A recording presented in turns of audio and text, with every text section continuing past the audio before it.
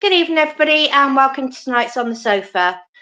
Very appreciate Alan Mays joining us on a Wednesday, and so he's actually changed his plans to join us. So let's bring Vic on, and we'll get started. Hi, Chris. Yeah, are you okay? Yeah, very well. Now, you saw the Phoenix Enterprises logo just before we started this, and that, of course, is our charity of the year, along with Swindon Town. Tomorrow night at the 1879 Suite at the County Ground, we have Mike Malarkey coming along. This is all in aid of Phoenix Enterprises. A World Cup linesman, a UEFA Champions League linesman, a Premier League linesman. He's in charge, basically, of professional game management. He'll be there at the County Ground tomorrow night at 7:30. And your chance to ask, how can that be offside? Well, he'll tell you. And he may even get you out of the audience to tell you whether he thinks it's offside or not. It's a really fascinating evening. So looking forward to that. 7:30 tomorrow night at the 1879 Suite at the County Ground. People will be able to guide you up there and everything. So looking forward to it very much. Yeah. So it's free entry, but donations to our charity. Just turn up. We have got some people booked, but you can just turn up on the evening as well. So, right, shall we bring Alan on and we can get going? There we go. Good evening. Good evening, Mr. Mays. How are we? Good evening. Very well, thank you. Thanks for inviting me. Well, pleasure, absolutely. Yes, absolutely. Right, should we get going? I'm going to go. Yeah, I'm going to get off. And Alan, most important, when we finish and go off live, don't go anywhere. Stay where you are, okay? And okay. We'll just come back and say goodbye. Okay, I'll see you later. Thanks very much indeed, Chris. Thank you very much indeed for joining us this evening. It's Chris is gone now, I think. It's great of you to do that, and thank you for changing your plans. I really appreciate it. I've just been sent a couple of photographs, actually. I don't know if you'll be able to see that. One is the top one, Paul Bradshaw, Wolverhampton Wanderers, which we'll talk about later. Yeah. The bottom one is of you with a kilt and playing bagpipes. Now, can you remember what that was about? Yeah, we had a cup game against Dagenham, I think. And, yes. Yeah. I don't think it turned out too well, but I was persuaded to do that picture and was absolutely hammered by the lads afterwards because of it. So probably wish I hadn't have done it, but hey ho. There you go. Was that because of the Dagenham Girl Pipers or something? Yes, yeah, I think that was the link. Nah, I see. They're about to fold, aren't they? Because they haven't got any more members, so which is a shame. Oh right, I didn't know that. Okay. There you are. Perhaps there's an opportunity for you if you wish. Thanks for that. Right, let's go right back to the beginning then. Edmonton, London. You were born. First club was QPR. How did that happen? I was playing district and county football, and I had an England trial, and there are a lot of clubs interested. In fact, half a dozen. I had a choice of most of the London clubs. But QPR at the time had the best youth policy, bringing players through. I played under Mike Keane eventually for Watford, but I decided to go to QPR because of that. And unfortunately, whilst I was nearly in the side at, I think 17 and a half, it was another 3 years and I was still there. I was in the first team squad, but I hadn't played. And that's when I got the move to go to Watford. So it was disappointing that I was so close, and they were doing really well in the first division at that stage, QPR. But I was coming up against a forward line. You may remember, Vic, Bowles, Givens, Thomas, all internationals. And I just didn't get a chance. Maybe I was a slow starter anyway. And as I say, I was 20 and I got a call from Mike Keane, and they paid £8,000 for me. I hadn't played a league game. And I scored on my debut. So that was the start of my career. But yeah, QPR was the best option at the time. I was trying to look at it. I suppose with an older head on my shoulders, with advice from my parents. Looking back, I wish I'd have gone to Spurs, who are my team, along with Swindon, of course. Yes. At the moment. Yeah, I mean, there were no such things as agents, I'm guessing, in those days, were there? Not at that stage. A little bit later on, I had one or two calls from agents. Never had an agent throughout my career. Probably could have done with one when you consider contract negotiations, but no, certainly not at that stage. What did you learn from the likes of Stan Bowles? I mean, the word mercurial is often used for people like that, aren't they? I mean, incredibly skillful player. Dave Thomas, Swindon fans might remember, played for Burnley in the League Cup semi-final against Swindon a few years previous to that. I mean, these are wonderful footballers, but Stan Bowles was a different kettle of fish, a different animal. Oh, fantastic player. But going back a year or so before he came, probably one of the 2 or 3 best players I came across was Rodney Marsh. When you say mercurial, he was an absolutely fantastic, skillful player. Big guy as well. And he was very complimentary about myself at the time when I was at QPR, and that I had a great chance. But as I say, it didn't happen. But I've always loved skillful players. But then, you know, you've got to have a blend of players in the side. They had a great team, and they, if you remember, just missed out on winning the First Division title to Liverpool. QPR at that stage, they were a top team, and that's why it was so difficult for me to get a game. Yeah, finished second, didn't they? Well, some more. The comments are coming in. So this is from Jeff. I remember the Wolves Cup replay when it was taken out neck high by their keeper. It was the second leg, I think, wasn't it? And not even a free kick. Well, it was a penalty, I think, if I remember rightly. You were indeed a top red. Hi, Stephen. Alan Mays is one of my favourite players back in the day. What a legend. We'll get to that incident, obviously, a little later, because it is one of the incidents. I remember it well. I'm sure you do, yeah. So Watford you go to then. You made quite a few appearances for Watford. How was it at Vicarage Road? Yeah, I was fairly local, Hertfordshire boy. So we had a clubhouse. I was there 5 years and was relatively successful, not so much goals per game, but when Graham Taylor came in after Mike Keane, who I had a lot of time for, he lifted the League Cup, if you remember, for QPR. We won the 4th division. I was in the PFA team of that particular year, and things were going really well. My daughter was born, but things changed a little bit the following season when Luther Blissett started to come on the scene. And I've told the story a few times that Graham Taylor was honest with me and said that I want you to stay because Swindon had made an offer. And he said that he wanted me to play wide. His favourite phrase, you can be a first-class winger and you can stay. And, you know, I want to sort of make sure that we get you playing in that position. And I gave it a go, but I always felt that I was a striker. And in the end, we shook hands and I moved on. And it was the best thing to do and started a fantastic spell when I did move to Swindon. Yeah, now, this was at the course, the start of the Elton John, Graham Taylor era, wasn't it? And I always remember going to Watford to Vicarage Road on a snowy December the 30th when Alan Mays was playing for Watford. You beat Swindon 2-0, if you remember. You came off, I think, after about 70-odd minutes. It was a freezing cold day. Do you have any memories of that one? Not that particular game, no, but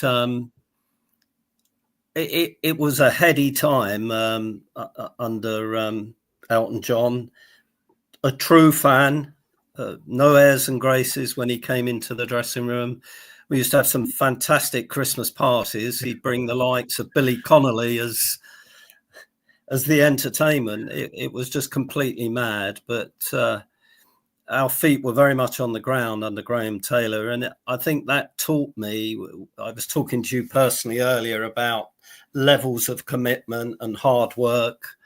We were certainly brought up on that ethos, if you like, under Graham Taylor. And I hope I took that into the different clubs that I played for after leaving Watford. But great times. I was there 5 years, and I wouldn't have missed it. And as I say, with a character like Elton John as your chairman, and we did call him Mr. Chairman, by the way, not Elton.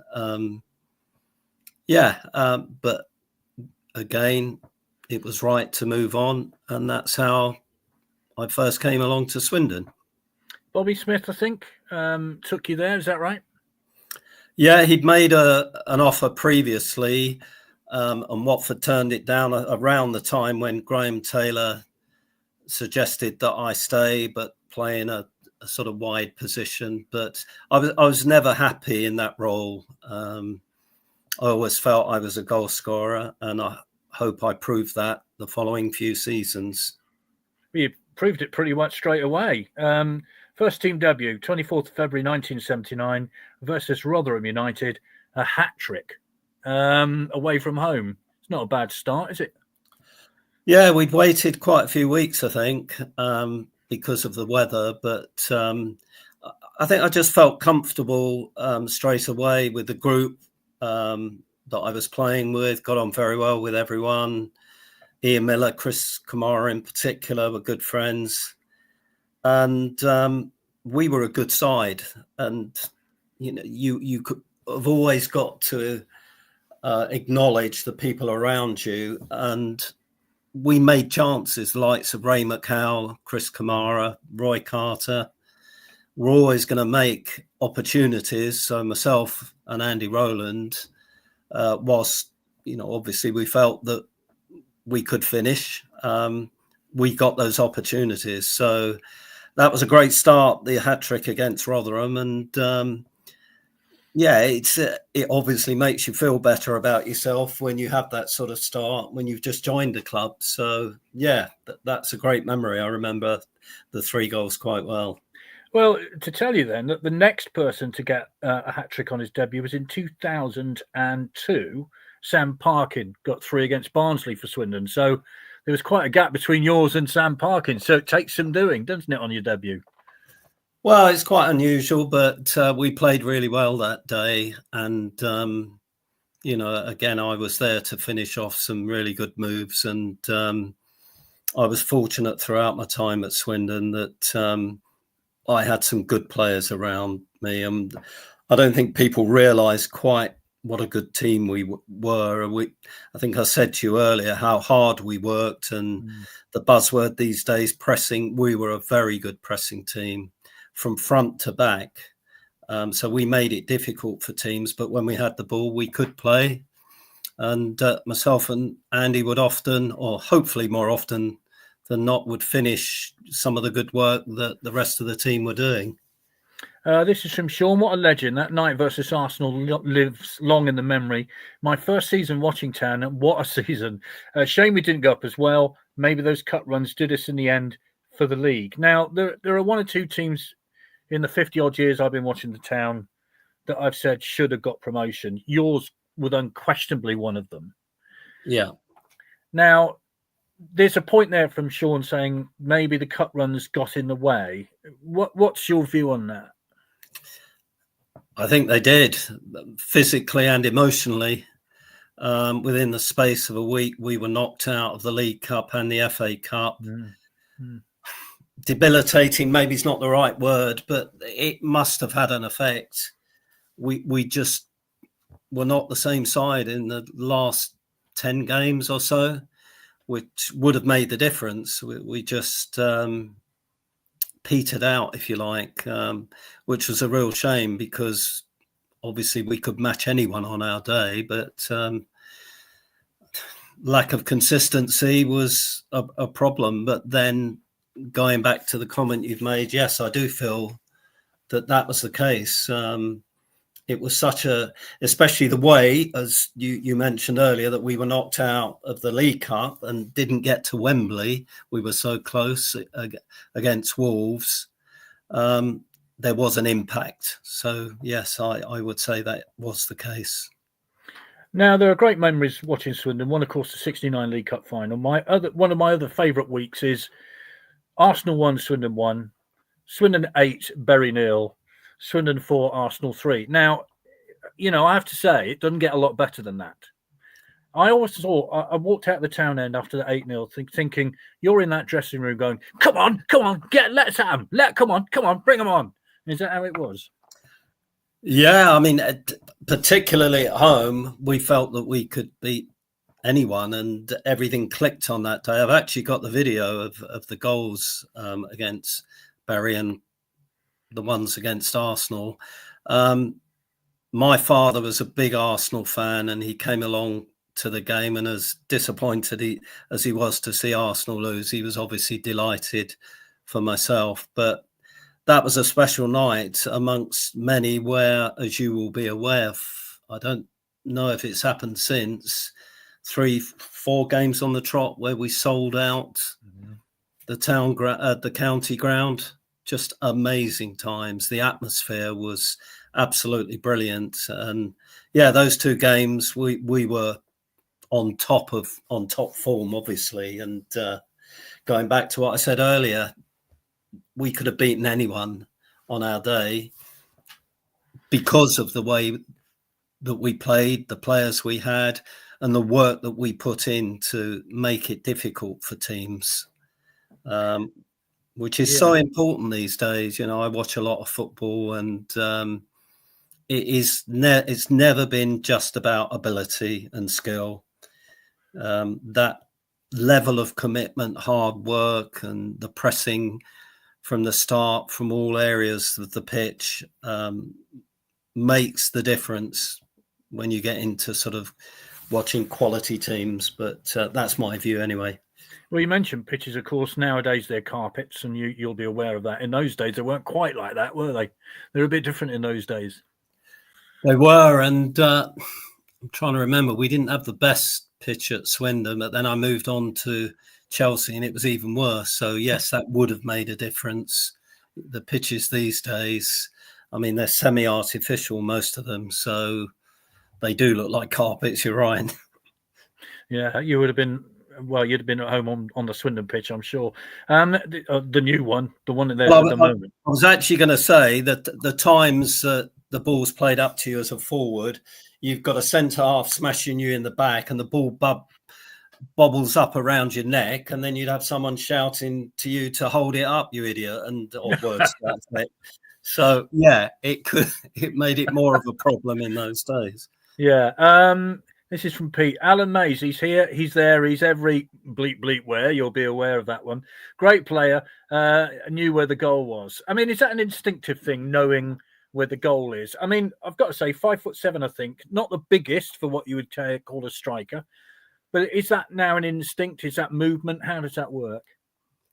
Yeah, probably more instinctive. From a very early age, I scored a lot of goals at every level, through district, county, all combination when I was playing for QPR. So I always wanted to be a goal scorer. You learn over a period of time. I mean, the great players, that level of calmness sometimes, you look back and you think, well, that perhaps you'd have scored more goals if you'd have approached the game a little bit different. I mean, I always think of Jimmy Greaves. He just used to side foot the ball into the net and never seemed to get flustered. So they're a rare breed, strikers that can do that. But I was proud of my better ratio per goals at Swindon than anywhere else that I played. But 1 in 3, I was pretty happy with over my career, but would like to have scored more, of course. Well, it's not bad, 1 in 3, to be fair, is it? I mean, right, you were a boyhood Tottenham fan, so you do Arsenal over 2 legs. How did that feel? brilliant. We played, as you said earlier, we drew 1-1 at Highbury. I mean, that was a fantastic experience. It was more or less sold out, 38,000. And I'd spoken to a reporter at the Evening Standard, and I was telling him about my father being a big Arsenal fan and that I was a Spurs fan. And on the back of the Evening Standard that evening before the game, the headline was "Enemy at the Door." So that was a fantastic night. I took the corner that Billy Tucker scored from. I think we were 1-0 down. Yeah. So that took us to the replay, as you know, back to Swindon, where we turned them over. And one of the great memories and experiences of being at Swindon. That goal from Billy Tucker, I remember it well because it was quite late on, wasn't it? They'd scored pretty early, I think. But that header from Billy Tucker, I mean, a feeling in the away end was extraordinary. Goodness only knows what it was like on the pitch. You have to be professional and carry on playing, don't you? Well, yeah, you're in the moment, really. You don't think about it. But we were obviously delighted with the draw. And whilst you might go on to talk about it, I'm sure you will, a very similar scenario with myself taking a left foot corner into the near post for Billy Tucker against Wolves in the semi-final in the first half. I will contend always that this was the case. Berry, the sort George of Berry. George Berry pushed him in the back as the ball came across, and the ball went down the side of his didn't handball it, but down the side of his shoulder into the net. So it was a goal or it was a foul and a penalty, and they got a free kick, and that would have put us 3-1 up at the time. So it's exactly the same corner kick routine, which Billy Tucker should have scored from against Wolves in the League Cup semi-finals. So, yeah, I remember the Arsenal goal, but, that was a very sore point, apart from everything else that went on that night. Yes. Wolves, that is. I can tell you as an old Swindon fan, I'm very bitter about it now. And I still am to this very day. So we can share bitterness in a minute. So that'll be okay. Bit of therapy might help. Yes, indeed. Yeah. Yeah. This is from Christopher. I remember Bobby Smith had an unusual starting position lineup at the beginning of games. He would have all the forwards lined up on one side of the pitch. I think that was our right-hand side. This obviously gave the opposition some idea of where we were going to play the ball. What were your thoughts on that now and at the time, indeed? Do you remember that? Do you know? Not really. It would have been that I would probably have run in a more central line, and Andy Rowland and maybe Roy Carter would have been attacking the ball from the kick-off to try and get a knockdown for people like myself or Chris Kamara to come on to. So I'm assuming that was the thought behind it. Yeah, okay. It's from Anthony. I asked the club if a player could visit my club pack at Queen's Drive. They sent Alan Mays. I was more excited than the kids. You see, these are people who are probably of my age, and this is how you make us feel, you see. Thank you. This is from Leon Walsh, who's written a lovely book, by the way, called Red Balloons. If you ever get a chance to come across it, you must have a look at it. Yeah. Lovely random Alan story from just a couple of years ago. A Blackpool supporting work colleague was out walking in West Wickham when Alan complimented him on his choice of tangerine hat and introduced himself as a former player, of course, and made said colleague's day for sure, and an absolute child hero of mine. So there you are. Do you remember the tangerine hat randomly in West Wickham?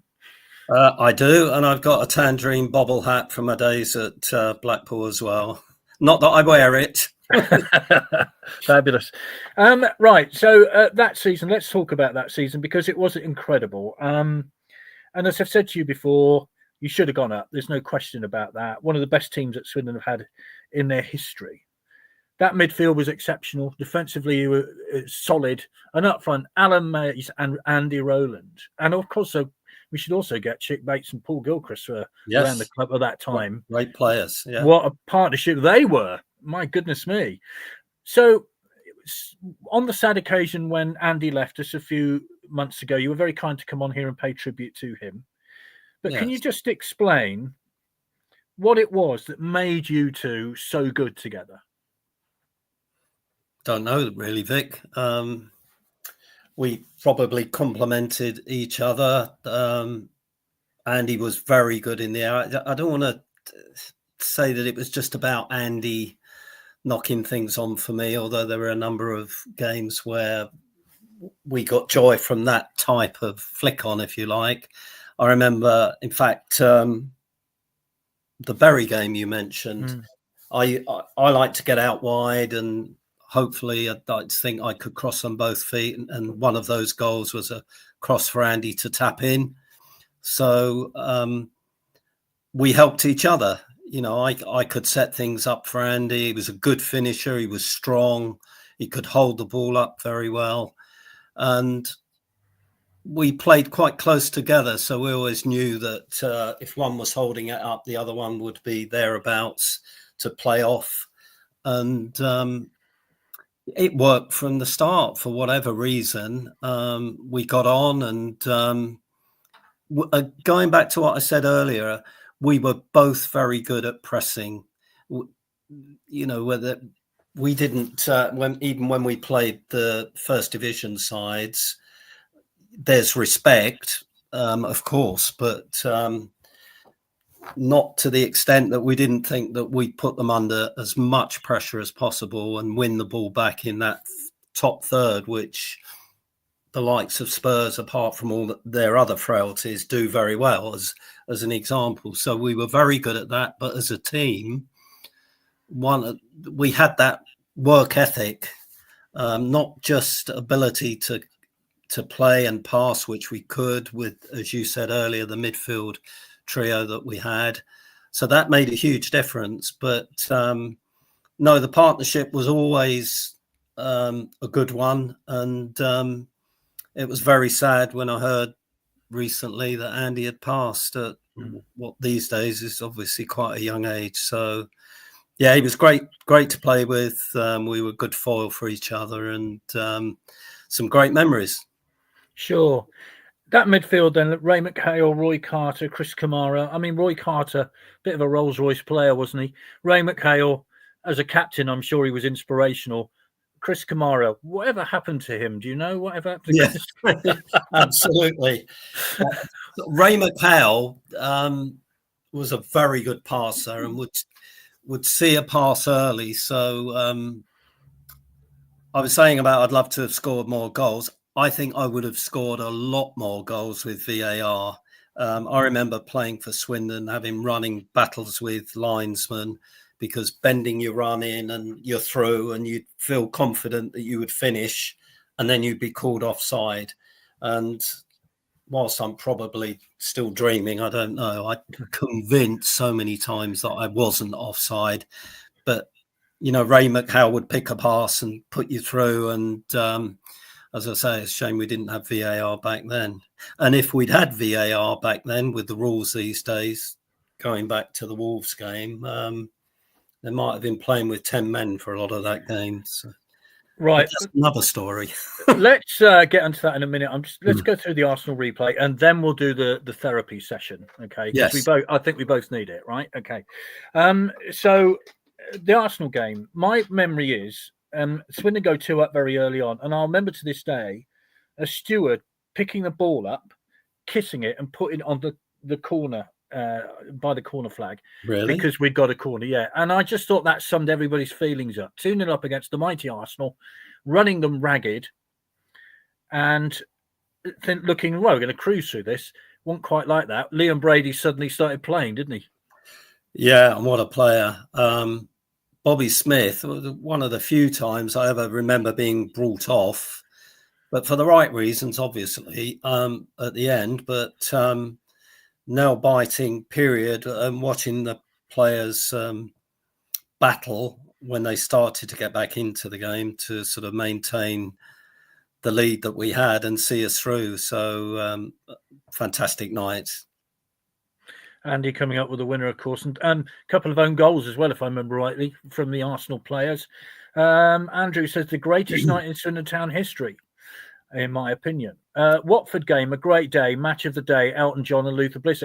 Actually, that's another one we should talk about. I was going to mention that, actually, around about Easter time against your old club, Furman Rightly. Ross Jenkins got an own goal and he scored. Yeah, and a very good goal as well. I looked at the video a few times. Unfortunately, I can't seem to get all of the match of the day video. I'm not sure if it showed from a selfish point of view. I couldn't have hit the ball any better. It was going in the top hand corner, and Andy Ranking pulled off a world-class save, and I would love to have scored against Watford, but it was a great result. I mean, that they eventually, as you know, went up at the end of the season at our expense because of the way things panned out. But but I think we proved that day what a good side we were against a top team, which Watford were, and we steamrolled them, really, if I remember rightly. Because if I'm right in saying the week before we lost to Swansea in another big game, another packed county ground. I mean, these were heady times, Alan. I mean, we're looking at a team now, third bottom of the fourth division, for goodness sake. Where are these heady times gone? We look back at these and think, do they get any better than this? I mean, they were extraordinary times, weren't they? They were, and that Swansea game, and there was a game not long after we got knocked out of both cups against Sheffield Wednesday, which we shouldn't have lost, but we lost at home, and that really put us back. And we were then in a difficult position. We were chasing our tails after that and probably lost a bit of confidence. Again, that debilitating aspect, physically, emotionally, after being so close to Wembley in particular and losing at Spurs. It was so disappointing. We were so close. We felt we were the best team in the league. But at the end of the day, it's how many points you've got on the table. And it didn't happen. But would we have, I don't know, as a fan, would you have changed the experiences that we had against all those first division sides to get promotion? Well, yes and no. I don't know. Don't ask me that question. It's a difficult one, right? This is left school, legged it home, changed and onto the county ground. I think this is the Arsenal game. Unbelievable. The queue's right down to transfer bridges at 4:00. Yeah, bonkers time. Now, should we do the therapy thing then? Why not? Let's do it. Right. One of the bizarre memories of that night at Molineux was Eusebio going around the pitch at half time. So it's bizarre but true. Right. So there we are at Molineux. Take us through that incident. I just remember Emlyn Hughes doing that whilst you're on the floor spitting teeth out. Take us through that incident. Well, I mentioned that we should have been 3-1 up before half time with the Billy Tucker goal. Again, a great through ball by Ray McCall, and I was just about to hit the ball with my left foot. I'm sure I would have scored, and I've seen this on video. I've got the video, and Bradshaw, the goalkeeper, launched himself knee first. These days, he would have been sent off. We did score from the penalty, but I don't think these days I'd be back on the pitch because of protocols. With concussion, etc. But I could have accepted looking like the Elephant Man the next morning if we'd have been through to the final. But that obviously made a difference to the outcome of the game. It was a horrendous challenge. Everything went against us. It just wasn't to be. And Graham Taylor used to have a phrase that don't say you're unlucky because it evens itself over a season. But that in particular was a sore night. In all respects. Yeah, quite. Yeah. They went on to win, of course, against Nottingham Forest. Well, you think it's in the stars, wasn't it? But looked like it, yeah. I mean, what was it particularly? I mean, I came away sort of empty. I mean, I you come away from a game like it's so huge in a fan's life to get to a semi-final or anything like that, particularly when you follow a team like Swindon. As a player, Do you ever get over that? Do you ever recover from it? Well, again, I can only go back to how we all felt. Not just that game, but the Spurs FA Cup game and losing one or two crucial games. It just made it very, very difficult. I felt so sorry for the fans. I mean, all the players did. A huge bank of Swindon fans behind the goal at Molineux, and deeply disappointing and upsetting for everyone. And adding insult to injury, I missed the following game because of the injury to my face, and it was pretty horrendous. But again, I would have accepted that. Wouldn't have been too concerned if we'd have taken that final step. But it wasn't to be, and it was still sort of great memory when you think of what we achieved over that season to get to that position. I suppose you should put that in perspective. We were so close as a third division side to getting the final accolade, but hey ho. I'm sure you've seen the Tony Schumacher Battiston Challenge in the World Cup, which is pretty similar. I think it's fair to say. And he didn't get sent off either, if I remember rightly. No. It's quite worrying when I watch it back, because it's sort of a backflip that could have broken my neck at the same time. But I did actually come back on, and I was holding a tissue to my mouth. And the worst part about it, you might not be aware of, I was in their treatment room alongside their dressing room whilst they were drinking and champagne and shouting and cheering, getting my face stitched. And that wasn't particularly pleasant either. So, no, you can tell I'm like that now, and you are too. So we better move on, otherwise. Yes, let's move on. Let's move on to Tottenham then. That'll cheer us up, won't it? This was a star-studded FA Cup tie against Tottenham, wasn't it? I mean, they were a decent team. Draw at home, and then to White Hart Lane, going well till about 7 minutes from the end or so. A substitution, then it all changes. Yeah, I really felt we should have had a penalty when we played at the county ground. I remember Bobby Smith talking about it and actually watching the playback and maybe accepting it wasn't a penalty on myself. But then again, we wouldn't have had the replay at White Hart Lane, which was totally sold out. And again, we played really well. I hit the post. I had a good chance, which I should have done better with when we were, I think, 1-0 up. And as you say, it was right near the end. And I look back, whether it was the right thing to do, we changed it. We took Ian Miller off, who was a constant threat with his speed. And I think we brought Brian Hamilton on. And just after that, Jerry Armstrong scored and then scored the winner. And from being 1-0 up for the majority of the game, we were knocked out. And, that was hard to take as well. But even though it's your team, I mean, how was that? I mean, you said it was brilliant knocking Arsenal out of the League Cup, but your team, Tottenham, is that strange? Not really. Back then, I just supported myself and the team that I was playing for. So there was absolutely no thought other than being in the zone, the experience of playing at White Hart Lane in front of a full house. It was absolutely fantastic atmosphere, and we all loved it. And I think we rose to the occasion. But again, do I say we were unlucky?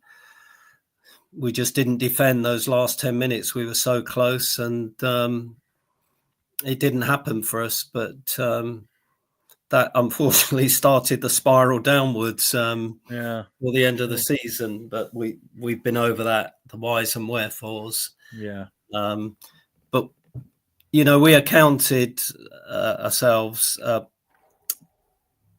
very well. Over both games, we were a match. It was so close. as I say, drew at Swindon, and we were leading for, you said it was 7 minutes, was it? I think it was 7 minutes towards the end. It was right towards the end, yeah. Right, Memory okay. serves. Yeah, I don't think I realised how close it was. So, yeah, but fantastic experience for the club, the players, but also the fans to be following us to these games and seeing us, for the most part, be successful. So, great times.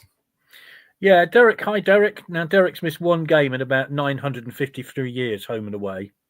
Lives in Northampton. Never misses a game, apart from Bristol Rovers in the EFL Trophy recently, but we won't rub that one in, Derek. The Arsenal game was a nightmare. My car broke down on the way to the county ground, ditched it, and ended up getting home at 7:30 a.m. the next day on a recovery truck. I was still buzzing, although my wife wasn't. So there you are. You see, these are these stories that come out from fans. Yeah, it's fantastic. yeah. Hello, Paul. 12,000 Swindon fans at Wolves that night. Crowd of 41,000. Incredible. Right.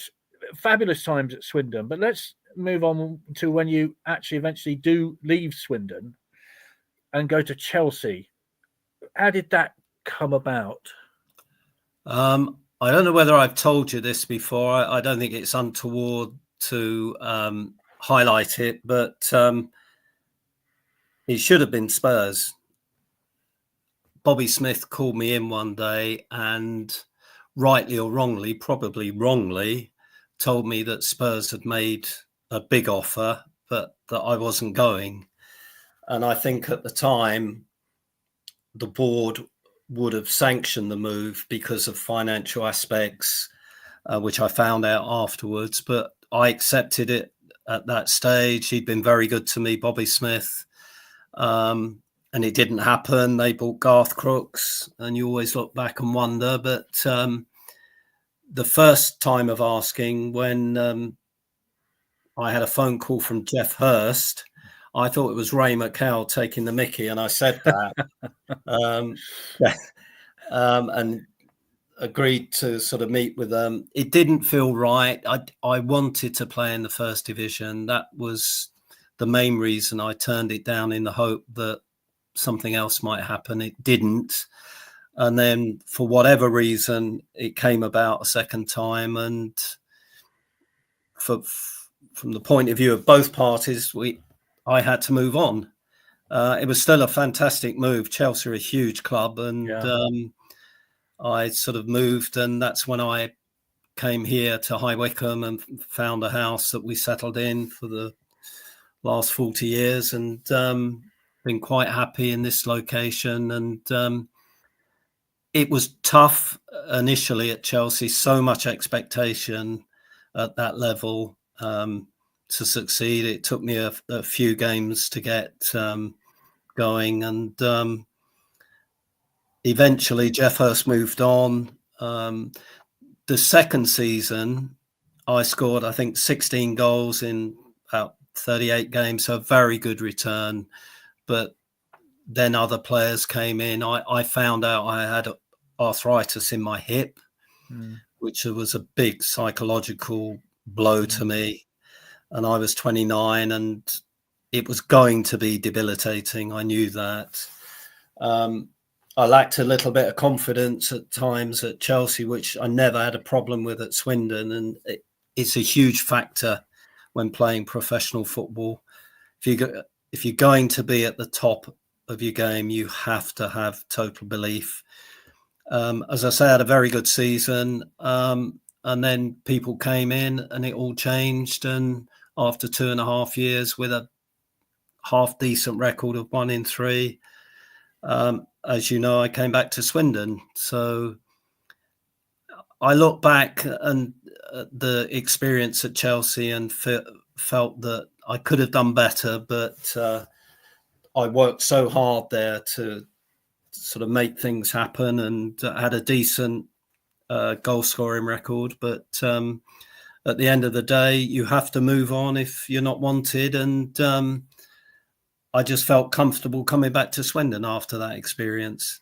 It's interesting you mentioned the confidence factor. People often say about that. How does it manifest itself? Is it reacting a split second later than you should, not being confident enough to go for the ball? How does it manifest itself? Well, you've got to remember, as a striker, you have to score goals. You might play well for a number of games. If you haven't scored, you haven't done your job. So that is always going to play on your mind and start to be a concern, because that's what you're there to do.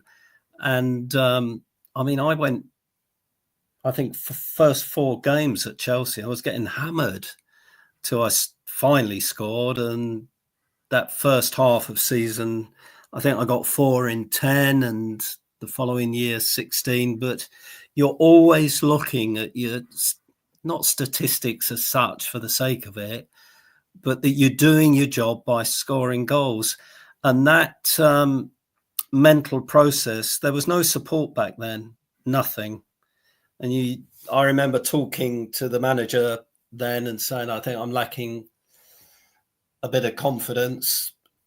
And he said, so, that's up to you, isn't it? You've got to find it from somewhere, or words to that effect. And I wasn't too impressed by that looking back.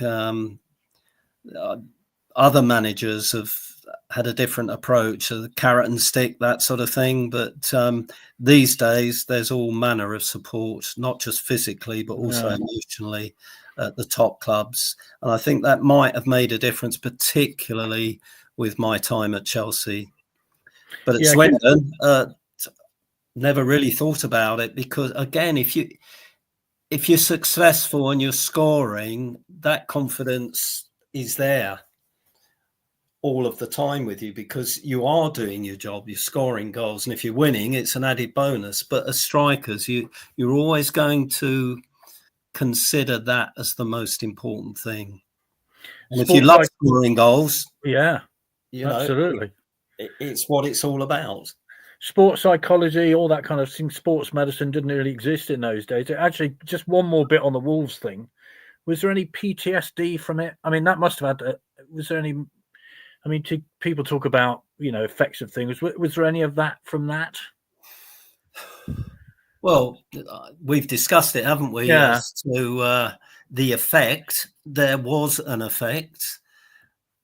Physically, it might have been a bit draining. Emotionally, certainly draining. And when you go out onto the football field, if you're not 100%, it wasn't demotivating as such, wasn't lack of trying, but lack of urgency, just something missing. And it was a mental process, and there was an issue. As much as we wanted desperately to get promoted, we were probably struggling. Whether I call it PTSD, I'm not sure, but there was a mental block, maybe, put it like that. Sure. Now you come back to Swindon, things ain't quite as the same, are they? Financially, it's a tough time for the club.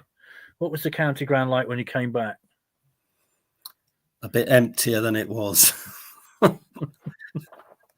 I think I remember a game where we only had about just under 2,000, and I don't know. Ken Beamish was the manager, and we were obviously very hopeful where we were going to be the following season. We were all very confident that we had a good enough side to progress. Goal scoring wise, I continued to do quite well, but we weren't a great side collectively. We had some very good players. Andy was still there. Individually, we had some quality, but it wasn't a particularly successful season. And I think towards the end, I got injured and had to go into rehabilitation. Then Mr. Macari came in, who I had a lot of time for, and I finally got back fit. And I remember I can't remember the game. I was really angry because he wouldn't put me on. I just really got myself fit. And then he finally substituted. Can't remember who it was. And I scored the winning goal. And I think I've got that on video. And I was so happy back then, because it had been a long spell out of the the side because of injury. And obviously you want to justify yourself, going back to the point I made about goal scoring, and to sort of reprove myself. But I got on very well with Lou Macari. I think he was a very good manager. Well, Lance Lambert, of course, were the catalyst, weren't they? They came in and they wanted a player manager of international repute.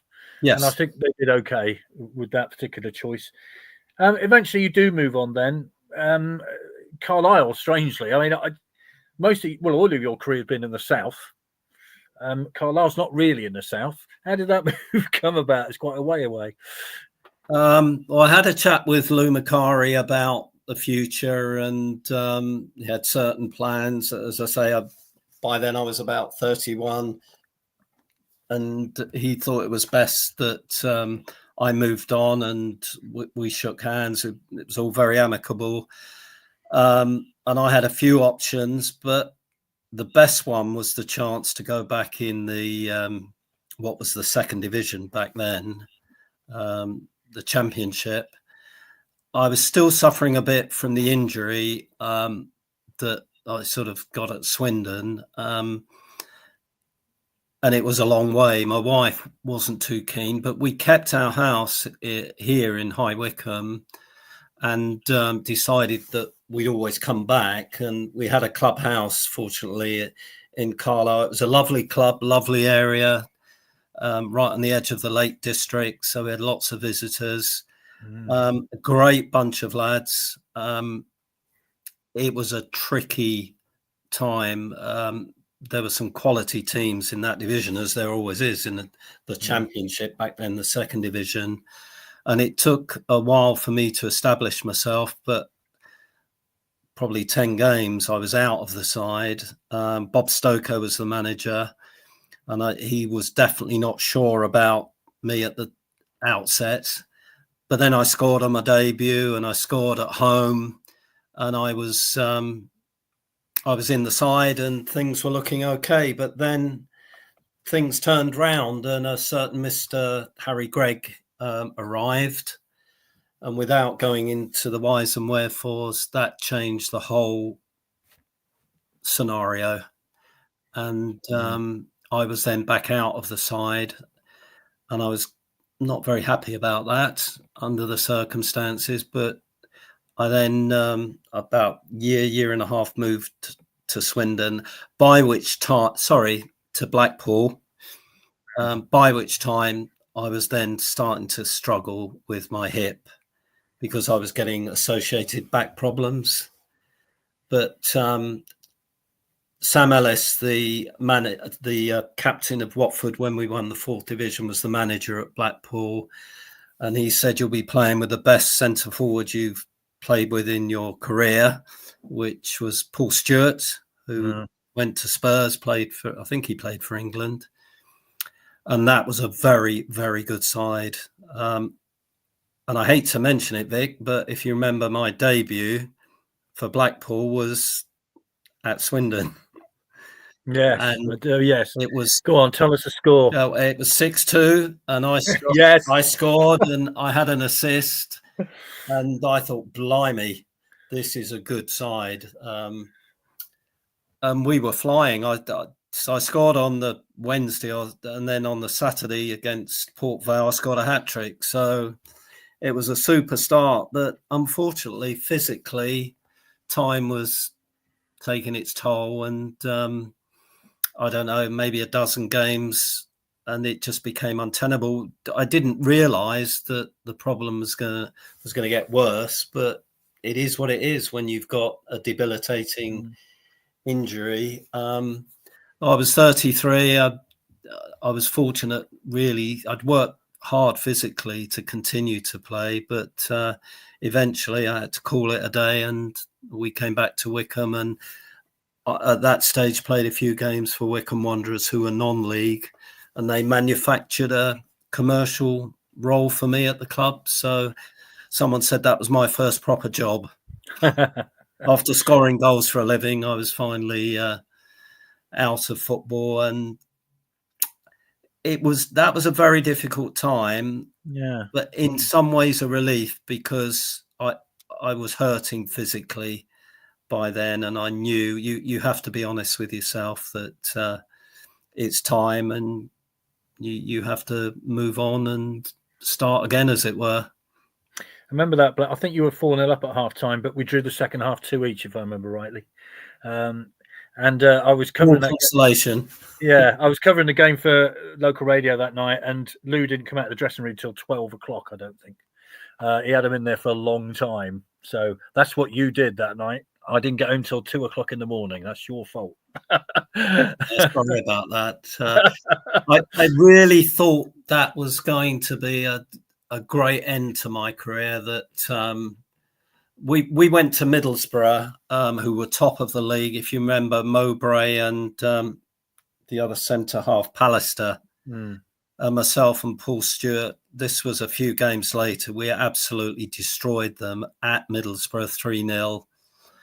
And I thought, we're going to get promotion without a doubt. This is a great club, great team to play in. But as I say, I couldn't last the journey, unfortunately. And they missed out as well, which was... Dave Bamber, Sean's pointed out, would Dave Bamber have been there at the time? Because, of course, he came from Blackpool to Swindon, I think, if I remember right. Yeah. So he would have been at the club the same time as you would at Blackpool. Is that right? Oh, no. Oh, right. Okay. That wasn't my era, I don't think. But so you finished playing. How difficult is that? Because, you've been doing it since you were a kid. You signed for QPR when you're young. You're a professional footballer for a long time, and then it finishes. How difficult is that transition? Very difficult. I remember driving down the M6 with a sense of relief, but also feeling absolutely drained in a way, physically, and just the realization that that's it. 17 years of playing as a professional footballer, and it's finished. And it wasn't a good ending, not when it's injury, and it was all of a sudden. It didn't sort of happen over a period of weeks. It was seeing the specialist and being told you can't play anymore with that condition. And so it was awful, but I had really good support from my wife and daughter. So the one good thing is we were coming home to High Wycombe, to our house, and the club sort of helped the transition. I played a few games, which totally different environment, non-league, believe me. But I was still fit enough to make a contribution, and I had the first commercial job. I carried on studying. I'd started actually at Swindon. The first spell at Swindon, a few of us did a supervisory management course via the PFA. So I continued to study really throughout the latter end of my career, all the way through to doing a postgrad in marketing. So that qualification and that, I suppose, in line with that determination to succeed as a footballer, I was then determined to study and give myself the best opportunity of getting a decent job. And I ended up working in corporate events for 30 years before I retired full time. And that studying stood me in good stead without a doubt. But it was that first year or two was very, very difficult. It's bound to be for any player that's had such a long period of playing professional football. Where are you going to get that buzz?